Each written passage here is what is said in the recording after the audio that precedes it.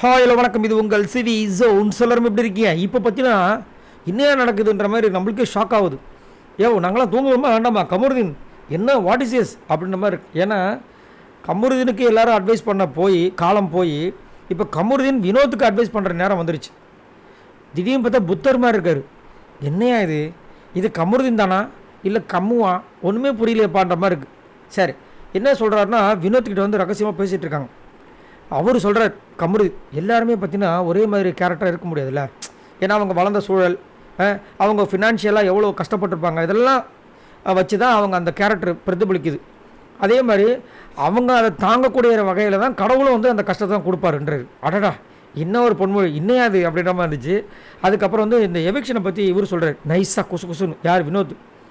எனக்கு தெரிஞ்சு கலை தான் போயிடுவான்னு நினைக்கிறேன் அப்படின்னு. எனக்கும் அப்படி தான் தோணுதுன்னு சொல்லிட்டு கலையை பற்றி ஒரு சில விஷயங்கள் சொல்கிறாங்க.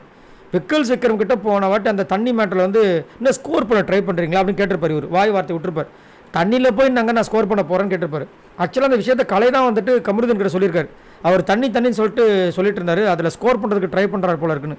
அது அவரோட மைண்டுக்குள்ளே ட்விஸ்ட் ஆகிருக்கு. அதனால் போய் டைரெக்டாக போய் கேட்டார், நீங்கள் அதில் ஸ்கோர் பண்ணுறீங்கன்னு.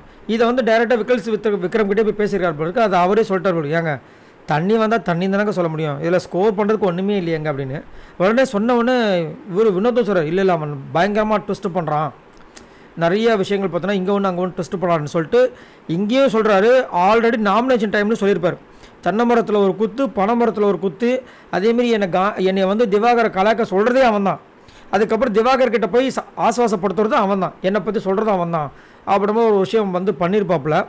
ஸோ அதை வந்து இங்கே வந்து பேசி கலை தான் இதற்கு எல்லாம் காரணம் அப்படின்ற மாதிரி வந்து முடிக்கிறாங்க. அதுக்கப்புறம் வந்துட்டு இன்னொரு அட்வைஸ் கொடுக்குற முக்கியமான அட்வைஸ், மச்சான் வினோத் நான் சொல்கிறத கேளு, இனிமேல் சண்டை வந்துச்சுன்னு வச்சுக்கேன் நின்று பேசு, உடனே ஓடுறாத.